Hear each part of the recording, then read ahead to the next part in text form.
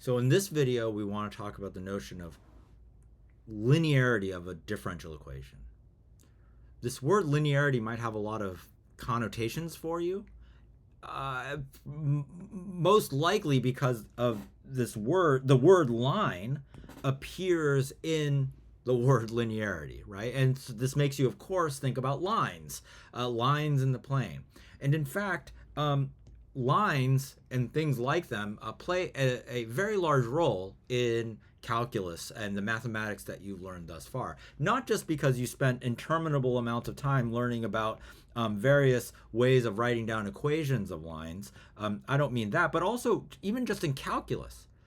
Remember how we really emphasized, or hopefully was emphasized to you, that the derivative gives you some kind of way of linearly approximating highly nonlinear things, right? When you had the graph of some kind of function, which, a very curvy type thing like this, you could take particular points along that graph and compute things like the tangent line to the graph, And we would say words like this tangent line is a really good approximation to the graph at that point. And of course, you get different lines at different points, different linearizations of the same object at different points, because it is nonlinear after all. The blue thing is nonlinear. All right. Well, there's so much profit to be gathered in going from a nonlinear blue thing to a linear red thing that mathematicians and people who cared about this doing calculations really found a lot of profit in kicking up the number of dimensions on all of this, right? So that we talk about not just linearizing things like nonlinear things like these crazy curves, but also crazy surfaces, right? When you have a crazy surface like you might find in calculus or in your multivariable calculus class, you might take certain points along that surface and draw tangent planes to it. We consider these tangent planes to again be linearizations of the nonlinear object underneath. Yeah, and again, huge profit can be gathered by passing from the nonlinear thing to the linear thing. We consider the plane to be a linear thing, even though it's not a line; it's a plane. And we do the same kind of game for even higher dimensions, and we call the whole thing linear. Okay. That's not evident from just bringing forward the connotations coming from our common everyday notion of line into the word linearity or the concept of linearity. And so this definition that I'm about to give you for a linear differential equation might not at first look intuitive or might not bring the kind of connotations that you're used to when you're thinking about the concept or this adjective linearity. So I'm going to ask you to expand your, keep an open mind, expand your, be flexible, open to updating your notion of linearity here. Let me make the definition. Let me begin by erasing all this.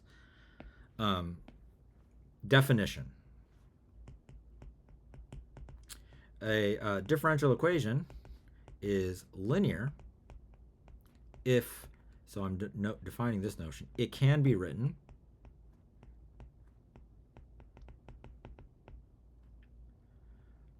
as the following form. So here we go. A sub n of x times y, the nth derivative of y. I'll write it all out. It's going to be long, and then I'll explain. A sub n minus 1, y to the n minus 1. Oh, shoot. Let me do that differently. A sub n minus 1 of x, y n minus 1, plus dot, dot, dot, plus a sub 2 of x times y double prime, plus a sub 1 of x times y prime, plus a sub 0 of x times y equals b of x. Okay, very confusing. But before I explain, let me establish what these objects are. N is a positive integer.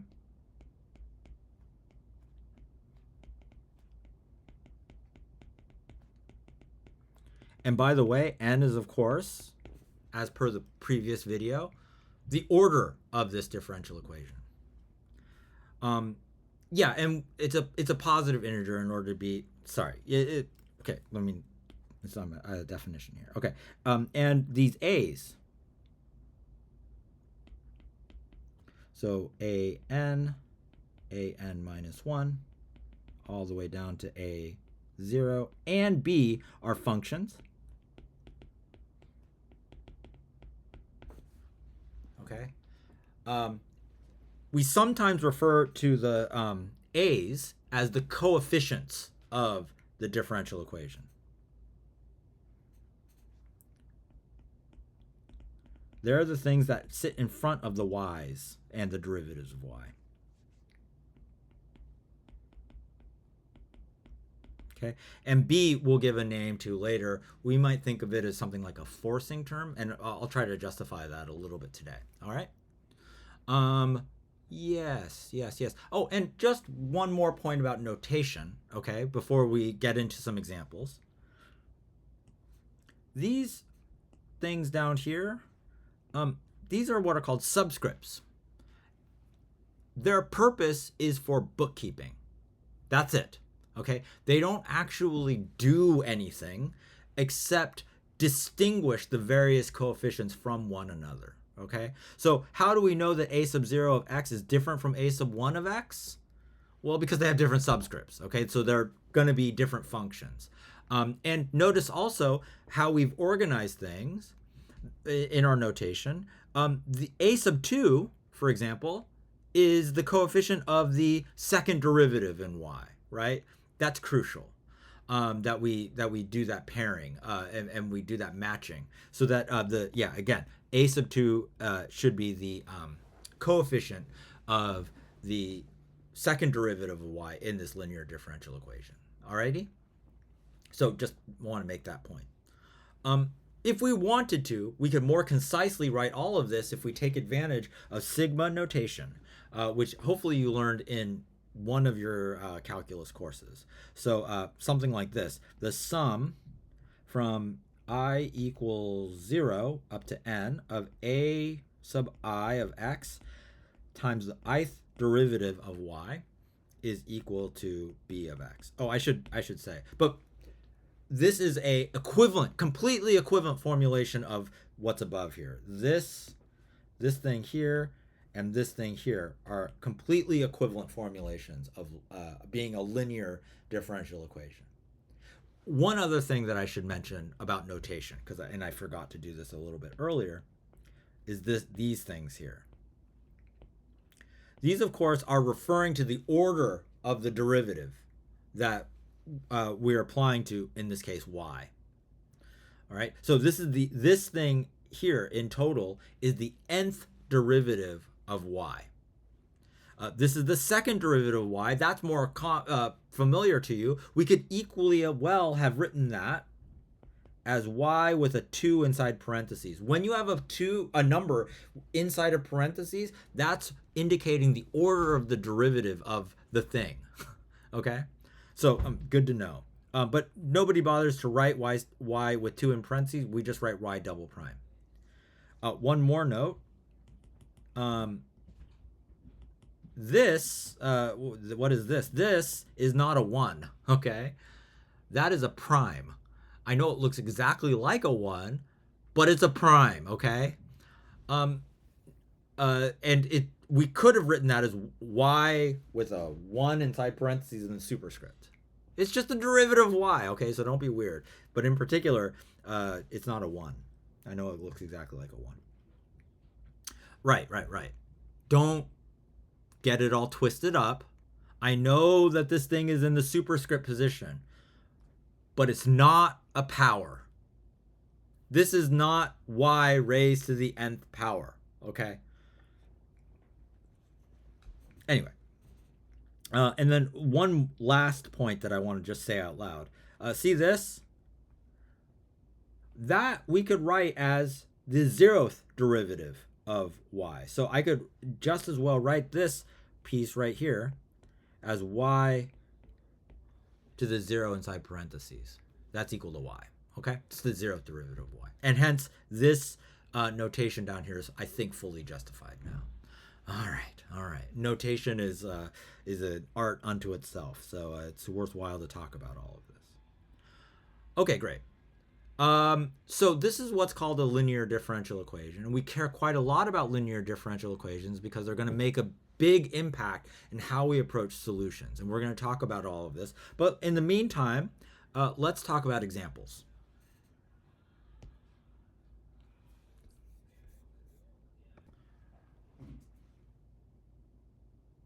Yes, examples. Sorry, little pause there.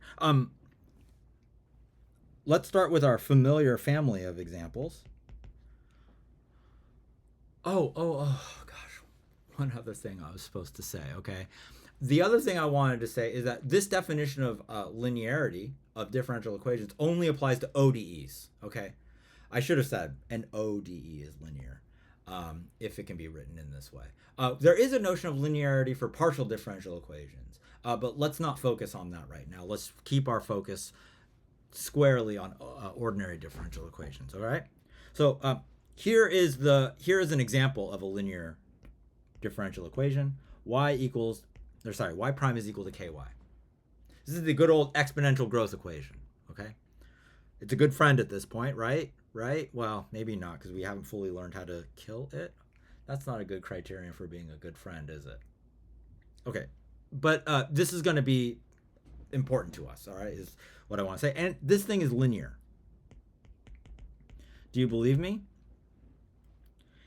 It's linear. And to show you that it's linear, I need to show you that we can rewrite this thing in this grand form here. And I can do that. Let's do it. All I need to do is subtract ky from both sides. And I get this equivalent equation, right? And what we see from this is that 1 is an ODE, okay? It's a first order ODE. So in particular, n, the n that is playing a role here in this example is 1. And then we can identify all of the coefficients as well. So for example, we can see that the thing in front of y prime, a1 of x, is just 1. And it's 1 because there's an invisible 1 that nobody bothers to write in front of y prime there. A sub 0 of x is equal to negative k. That's this negative k that's sitting right there. And finally, b of x is equal to 0. All right? You can see that right here. So this is a first order, words, I can talk, first order linear differential equation, okay? And here I've displayed its coefficients and what we're going to be calling the forcing function maybe at some point in the future, all right? Another example, Newton's second law. Newton's second law. So this is F equals m times d squared s dt squared. Alrighty. Now I'm going to write this in a slightly different order to make it more, to bring it more into compliance with what we have upstairs. I'm just going to rewrite it in the other order. I'm just going to flip the equality. So I'm going to rewrite this as m times d squared s dt squared equals f, right? All I've done is flip the equality around. Because I want you to see, rather, how this thing looks like that thing. Yeah. So this is linear, I assert. And I can show you this by telling you n is, in this case, 2. So this is a second order linear differential equation. Why second order? Because there's a second derivative there. What's a sub 2 then? A sub 2 in this case is, and I messed up already, because the independent variable is not x. The independent variable is in fact t. So this should be a sub 2 of t. A sub 2 of t is m, a constant function in other words. Okay. What's a sub 1 of t? Well, there is no a sub 1 of t. It's 0. Because there's a plus 0 times ds dt that nobody bothers to write, because 0 times anything is 0. And adding 0 doesn't do anything. Yeah. What's a sub 0 of t? A sub 0 of t is also 0. There is no a sub 2 or a sub 0 times t times s term in this. Yeah, maybe just to make this point very, very clear, maybe what I can do is rewrite this as m times s double prime, okay, plus 0 times s prime plus 0 times s equals f. Then I hope it's a little bit clearer how these equalities here sort of come about. Yeah. Finally, notice what b of x is. B of x is f. All right. Okay. So these are both examples of linear differential equations. All right. Some additional words that I want to say about this are the following.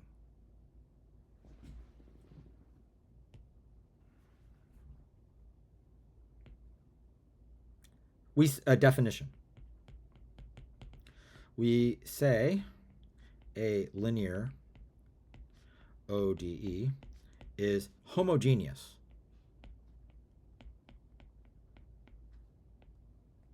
if b of x is identically 0. Oh, I messed up. Wait, let me correct myself. I messed up right here. It shouldn't be b of x, it should be b of t. You always have to make the correct substitutions when the names of your independent variables are different. So I just want to correct myself there really fast. So, but if that b there is identically 0, then we say that the linear ODE is homogeneous, and it's non-homogeneous otherwise.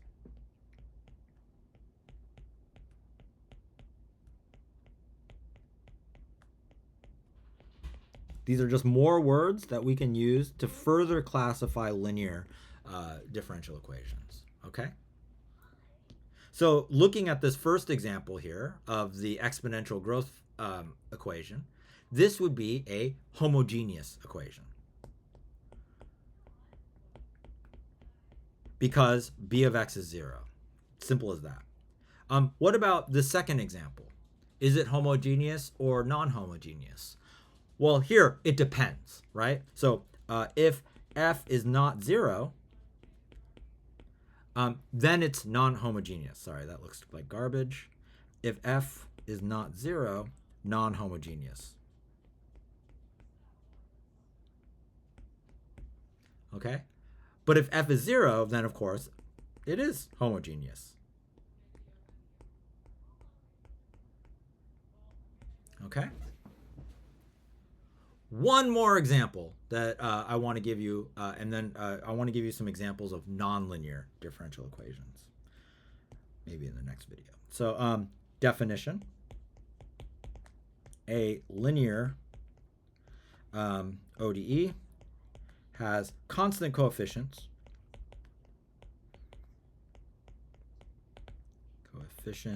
for, I don't even know why I'm defining this. This is self-defining. If all of the coefficients are constants.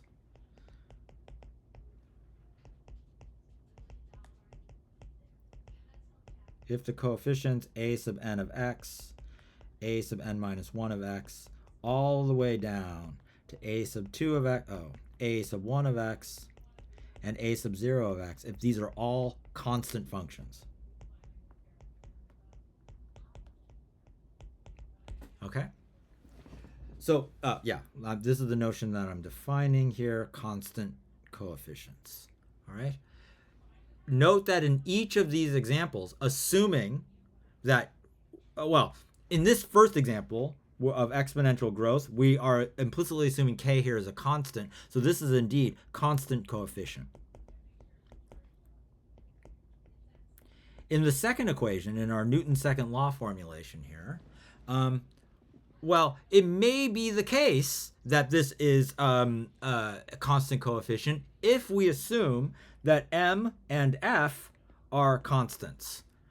But there might be really important applications or situations in which m or f are not constant. For example, in rocket science, right? You know, when a rocket goes up in the air, it loses quite a lot of, the rocket itself loses quite a lot of mass as it burns off the fuel inside of its fuel tanks in order to propel upward into space. And therefore, m is a quantity which is changing with time. And so this is no longer going to be a constant. Crucially, it's no longer going to be a constant. And so this would not be a equation with constant coefficients, despite being linear. And similarly, the force could be highly nonlinear as well, or sorry, highly non-constant as well, because as the rocket goes up, there might be varying levels or intensity of force as the propellant comes out of the back end of that rocket, right? With various, again, intensities and thrusts. Yeah, great.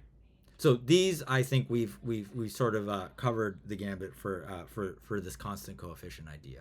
All right. In the next one, I want to show you an example of nonlinearity, some multiple examples of nonlinearity. Okay, that's enough for this one. It got long.